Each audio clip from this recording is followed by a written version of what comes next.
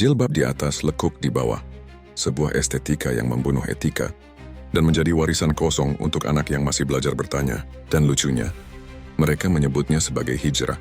Inilah zaman ketika jilbab bukan lagi pelindung kehormatan, tapi aksesori branding di pasar algoritma. Bukan untuk menutup aurat, tapi menonjolkan siluet dengan filter syar'i. Shiku Blade tidak bicara soal surga atau neraka, tapi membangunkan logika yang kerap kalian bungkam dengan dalih fashion zaman now.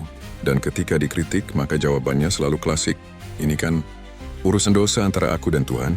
Atau alasan, daripada nggak pakai jilbab sekalian, Shiku Blade balik bertanya dari jawaban klasikmu tersebut. Daripada pakai jilbab tapi mempertontonkan tubuh, apa bedanya dengan orang mandi pakai air kencing? Bersih dari mana? Dan waras dari sisi apa?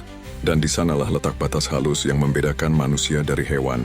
Bukan sekadar tulang belakang, tapi keberanian untuk memakai akal yang tak sekadar menanggung beban hidup, melainkan menafsirkannya. Apakah engkau lupa bahwa agama bukan tunduk pada zaman, melainkan zamanlah yang diuji di hadapan agama? Simbolnya bukan mode sesaat, tapi puncak makna yang menembus batas waktu. Maka jangan kamu sesuaikan iman demi fashion, sebab yang sejati justru menata zaman, bukan ditata olehnya. Ingat, dunia ini bukan daratan terpisah, melainkan satu perahu besar. Dan ketika kau melubangi lantai di tempat dudukmu sendiri atas nama dosa pribadi, itu bukan hanya urusanmu. Air yang masuk tak mengenal batas privat. Ia akan menenggelamkan seluruh penumpang. Dosa pribadi hanyalah nama lain dari egoisme yang berdampak sosial. Sebab dalam ekosistem jiwa manusia, tak ada satu luka pun yang steril dari akibat. Apakah ini sekedar bualan kosong, atau pembenaran dari opini pribadi Shiku Blade, seperti mulut konten kreator lainnya? Tentu tidak. Mari kita bentangkan data yang kalian sendiri ciptakan dengan dalih fashion zaman now. Pada tahun 2024, studi dari Southeast Asia Report mencatat lebih dari 43% influencer berhijab di TikTok dan Instagram menggunakan angle kamera yang menekankan lekuk tubuh sebagai daya tarik engagement. Kemudian, studi dari University of Exeter pada tahun 2023 mencatat bahwa tren modest fashion justru mengalami penyimpangan makna, menutupi kulit, namun mempertontonkan bentuk. Dan dari laporan Cyber Psychology Journal, remaja perempuan usia 13-18 tahun mengalami krisis identitas tubuh 2,7 kali lebih tinggi ketika mengidolakan konten kreator berhijab yang sensual. Apa artinya ini? Artinya bukan hanya keimanan yang diuji atau sekedar dosa pribadimu, tapi logika anakmu atau generasi yang akan datang ikut dikubur. Mereka belajar bahwa kesalehan bisa diedit dan aurat bisa dinegosiasikan. Shiku Blade menyebut ini hijrah estetik kesalehan versi kamera depan.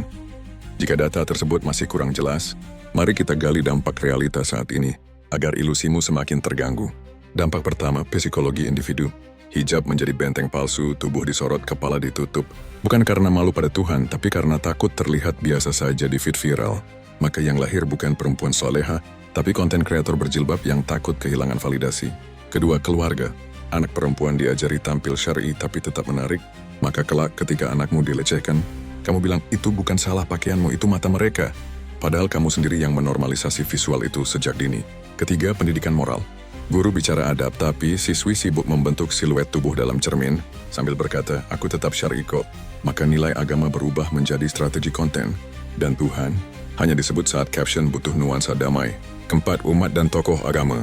Banyak yang diam, takut dikira menjudge dan takut kehilangan followers. Maka ayat digunakan sebagai pembungkus konten sensual, dan dakwah berubah menjadi branding kesalehan yang tidak lagi menggugah nurani, tapi memuaskan algoritma. Kelima, lelaki. Sebagian dari mereka tak mengajakmu menutup aurat, justru menikmati estetika yang kamu sajikan. Mereka like, mereka simpan, dan saat kamu dilecehkan, kamu sebut itu ujian, padahal itu sistem tawar-menawar yang lebih rendah.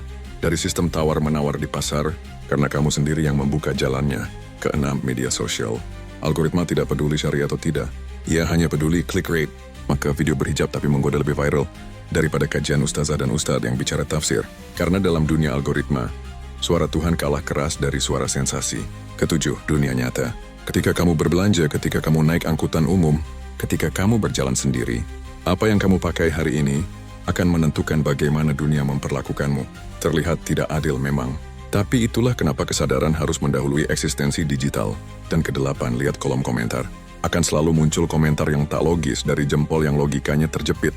Shiku Blade tak menyalahkan jilbab dan menyerang perempuan, tapi mengganggu ilusi yang kalian normalisasi. Karena jika niatmu adalah bisnis, maka jangan sembunyikan di balik dalil. Jika kontenmu demi viral, maka jangan sandarkan pada dakwah visual. Jika kamu marah saat dikritik, tapi tersenyum saat dipuji netizen mesum, maka kamu bukan sedang berhijrah, tapi sedang menawar harga tubuhmu lewat simbol agama. Lantas apakah ini ada solusinya? Tentu ada.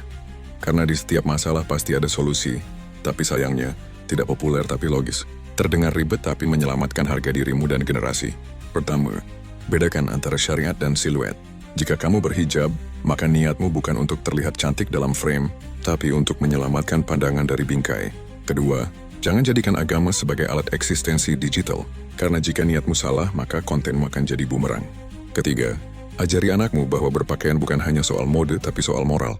Dan moral bukan dibentuk dari likes, tapi dari logika yang hidup dan konsisten. Keempat, tolak pujian yang mengarah ke nafsu, karena pujian itu tidak akan menyelamatkanmu di ruang sidang dunia, apalagi di pengadilan akhirat.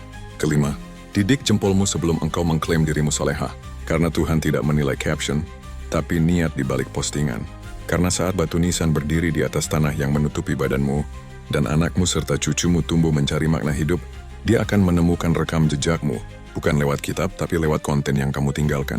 Dan di saat mereka bertanya, kenapa ibu atau nenekku dulu berjilbab, tapi tetap dilecehkan oleh netizen? Apakah kamu ingin mendengar jawaban dari pertanyaan tersebut? Karena ibu atau nenekmu dulu ingin viral, tapi logikanya entah kemana dia taruh. Shiku Blade hadir bukan untuk menghakimi, tapi untuk menyalakan kembali logika yang padam. Karena kesalehan bukan citra, tapi karakter. Dan harga diri bukan konten, tapi warisan. Jika narasi ini membuatmu kesal, itu karena kamu masih bersembunyi di balik bingkai yang menutupi bangkai. Tapi jika ini membuatmu berpikir, maka selamat. Kamu belum sepenuhnya dikendalikan oleh algoritma. Karena tajam bukan untuk melukai, tapi untuk membedakan antara kain penutup aurat dan lembar iklan yang menggoda. Sampai jumpa di pembahasan berikutnya. Dan salam hormat dari saya, Shiku Blade.